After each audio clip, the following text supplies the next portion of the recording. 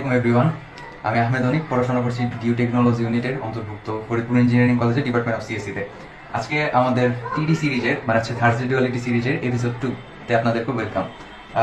আজকে আমাদের আলোচনার টপিক হচ্ছে যে আমাদের ফোনের ওজন কি কমে, মানে হচ্ছে আমরা যে ফোন ইউজ করি, ফোন ইউজ করার পর বা হচ্ছে ফোনের ব্যাটারি মানে ফোন ইউজ করার পর বা ফোনের ওজন বা ভর কি আপ ডাউন করে, সেই জিনিসটা নিয়ে আজকে আলোচনা করব।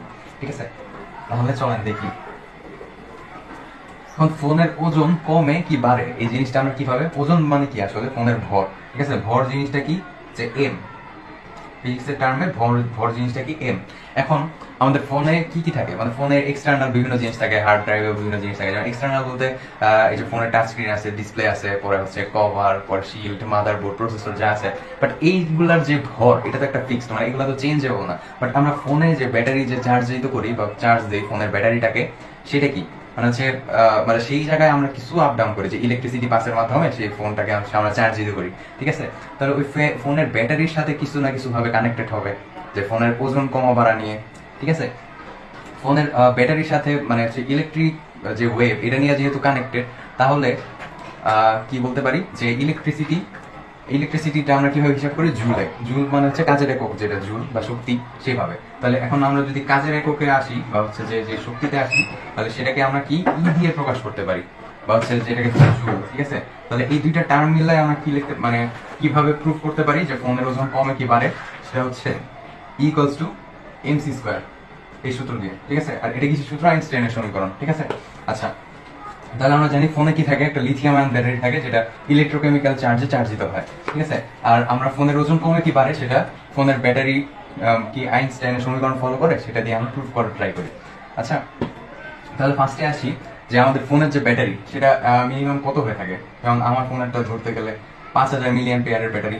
ঠিক আছে, আর এই জিনিসটাকে বলা হয় মিলি অ্যাম্পিয়ার পার আওয়ার। ঠিক আছে, এই রেঞ্জ দিয়ে প্রকাশ করা হয়। ঠিক আছে, আচ্ছা, আর আমাদের ফোন যেগুলো আছে আগের যে মডেলগুলো, সেগুলো ইউজ করা হয়তো সাধারণত 3.7 ভোল্ট, মানে হচ্ছে এখানে ফোনের ভোল্টটাও লাগবে, ভোল্টেজটাও লাগবে।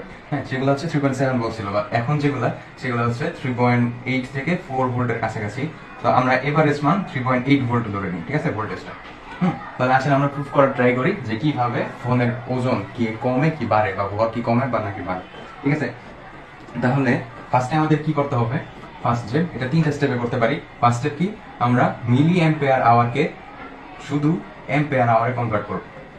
ঠিক আছে, অ্যাম্পিয়ার আওয়ারে কনভার্ট করব কিভাবে, যে ওই যে নর্মালি আমরা জানতাম না যে 1 কিলোমিটার সমান সমান 1000 মিটার। তো এই জিনিসটা কিছু এরকম, বা হচ্ছে 1000 মিলিমিটার সমান 1 মিটার।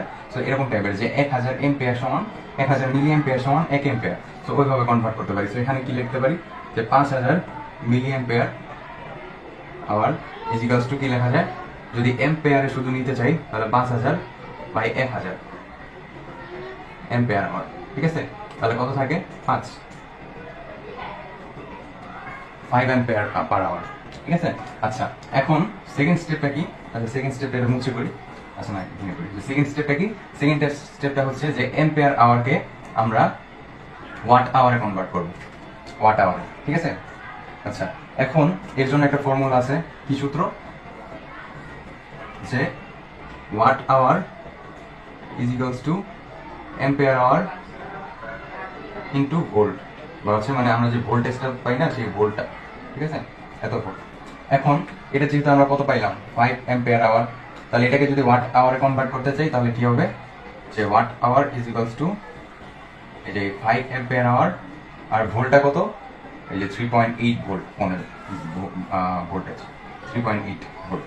তাহলে এই দুইটাকে যদি আমরা ইন্টু করি, তাহলে কি হবে, 5 ইন্টু 3.8 কত আসে, 19।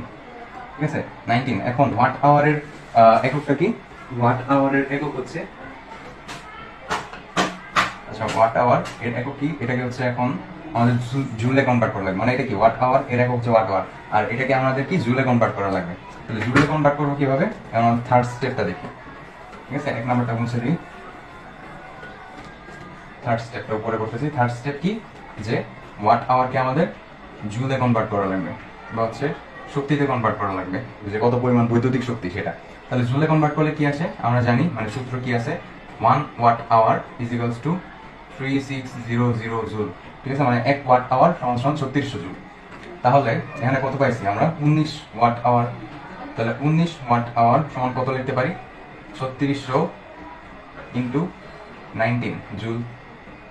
তাহলে ক্যালকুলেশন করলে কত আসে 3600 ইন্টু 19 68400 জুল। ঠিক আছে, এত জুল আসে।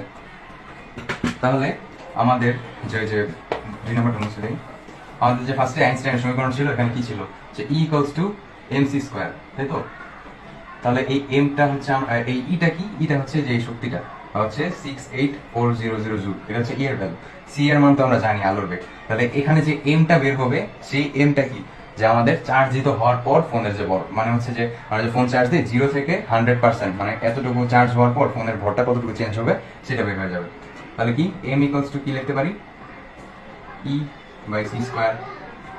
তাহলে E কত 68400 বাই c স্কয়ার কত 3 × 10⁸, এটা হচ্ছে আলোর বেগ এর স্কয়ার। তাহলে কত আসে 68400 3 × 10⁸ হোল স্কয়ার। তাহলে কত আসে 7.6 × 10⁻13। কিসে আসবে এটা কিলোগ্রামে, যেটা এসআই একক কিলোগ্রাম। ঠিক আছে, এত কিলোগ্রাম, ভ্যালুটা অনেক কম। ঠিক আছে, আচ্ছা 3 নম্বরটা মুছে দিই এখন। ঠিক আছে, তাহলে এত কিলোগ্রাম, এটাকে আমরা এখন আরো ছোট করি, কিলোগ্রামকে গ্রামে নিই। গ্রামে নিলে কি হবে 7.6 ইন্টু 10⁻13 যেহেতু আছে, গ্রামে নিলে 10⁻3 দিয়ে গুণ দেওয়া লাগবে। ঠিক আছে, বা হচ্ছে যে 10⁻³ দিয়ে ভাগ দেওয়া লাগবে। এটা যে কথা 10⁻3 দিয়ে গুণ করা একই কথা। তাহলে গ্রামে আসবে, তাহলে কত আসবে 10⁻³ 7.6 ইন্টু 10⁻10। ঠিক আছে, বা এটাকে যদি আমরা এত গ্রাম, ঠিক আছে, এটা কিন্তু খুব কম ভ্যালু। এখন একেও যদি আমরা আরো ভাগ করি তাহলে কি হবে, যে মানে একটা অ্যাকুরেট ভ্যালুতে বোঝানোর বা প্রকাশ করার ট্রাই করি, তাহলে 10⁻৯ দিয়ে গুণ দিলে বা ভাগ দিলে এটা কি ন্যানোগ্রামে পরিণত হয়ে যাবে, ন্যানোগ্রাম। ঠিক আছে, তাহলে কত আসে ভাগ 10⁻৯ 0.76 ন্যানোগ্রাম। ঠিক আছে, তার মানে এত পরিমাণ, এটা খুবই অল্প পরিমাণ, বাট এতটুকু পরিমাণ কি আমাদের ফোনের ব্যাটারিতে ফুল চার্জ হওয়ার সময় এতটুকু পরিমাণ ভর এক্সট্রা যোগ হয়। আর হচ্ছে যখন আমরা চার্জ 100 থেকে 0% করে ফেলি, তখন এতটুকু পরিমাণ ভর আমাদের ফোনের ব্যাটারি থেকে কমে যায়। তার মানে কি বলতে পারি, যে আমরা যখন এই যে কথা বলতে থাকি বা ফোন ইউজ করতে থাকি, তখন কি হয় যে ফোনের ভরটা যদিও খুব সামান্য ন্যানোগ্রাম, তবুও কি কমে। ঠিক আছে, কিভাবে কমে, যে ইলেকট্রোম্যাগনেটিক ওয়েভ না, মানে হচ্ছে যেখানে কি শক্তি ট্রান্সফারটা ঘটে, মানে হচ্ছে যে আমরা যে বিদ্যুৎ শক্তিটা পাই, সেই বিদ্যুৎ শক্তিটা ইলেকট্রোম্যাগনেটিক ওয়েভের মাধ্যমে, মানে বা এটা সৃষ্টি করার মাধ্যমে কি হয় যে কমে যায়। আচ্ছা, ম্যাগনেটিক ওয়েভ ওইটা তো হচ্ছে 3D ডাইমেনশনে আঁকা যায়, এখানে আর না দেখে। ঠিক আছে, আচ্ছা যাই হোক। সো এইভাবে কি করে যে এত ন্যানোগ্রাম ওজন আমাদের কমে যায় যখন আমরা ফোনের ব্যাটারিটা 100% থেকে 0% করি, বা 0% থেকে যখন 100% চার্জ দিতে করি, তখন কি হয় এত পরিমাণ গ্রাম বেড়ে যায়। তাহলে কি প্রমাণিত হয় যে হ্যাঁ,